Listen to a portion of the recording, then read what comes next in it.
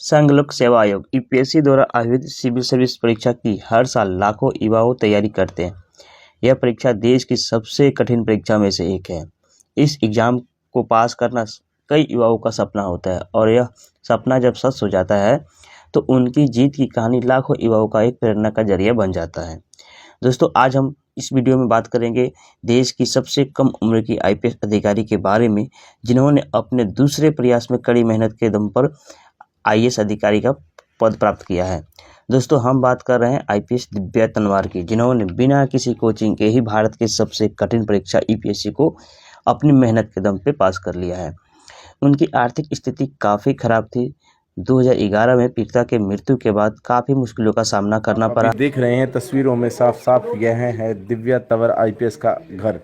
आपको घर पर कुछ लोग भी दिखाई पड़ रहे हैं, माताजी और उनका भाई हैं, और साथ में यहाँ पर कुछ पड़ोसी भी मौजूद हैं। जिस समय हम यहाँ पर गए थे तो हमने ये घर दिखाया था आप लोगों को। बाकी कुछ लोगों को कमेंट आ रहे थे कि जी एक बार घर दिखाएं, क्योंकि कई साथियों ने वो वीडियो नहीं देखी जिसमें हमने घर दिखाया था। बाकी यहाँ पर एक कमरे का ये घर, इस एक कमरे के घर के अंदर ही यूपीएससी की तैयारी करने वाली दिव्या तंवर, जिनका गांव जो है निम्बी है, महेंद्रगढ़ हरियाणा के अंदर।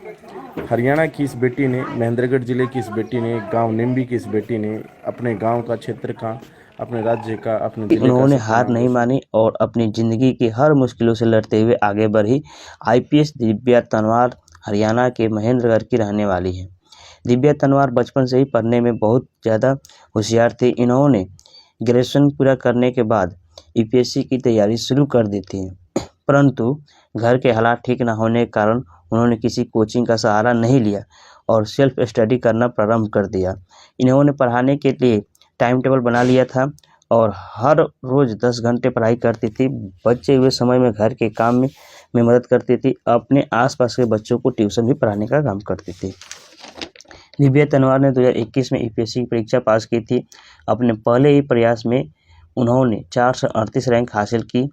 दिव्या ने जब यह परीक्षा हासिल की थी तब महज 21 वर्ष की थी। बिना कोचिंग सेंटर के ही अपने दम पर दिव्या ने यूपीएससी की परीक्षा पास की थी। दीदी के बारे में क्या कहूँ, उसने जो हार्डवर्क किया है उसको मैं सैल्यूट करती हूँ।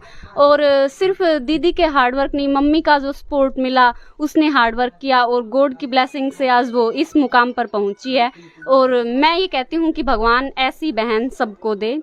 और उसने बहुत ज़्यादा हार्डवर्क किया है। उसने कभी कभी उसको खाना याद नहीं रहता था, पीना याद नहीं रहता था, उसको याद नहीं रहता था मैंने खाना खा लिया या नहीं खाया है। हम बोलते थे दीदी खाना खा लिया, उसको तब याद आता कि नहीं खाया था मैंने खाना। अच्छा, तो उसने इतनी मेहनत की है, शायद ही कोई इतनी ऐसी सिचुएशन में इतनी मेहनत कर सकता है।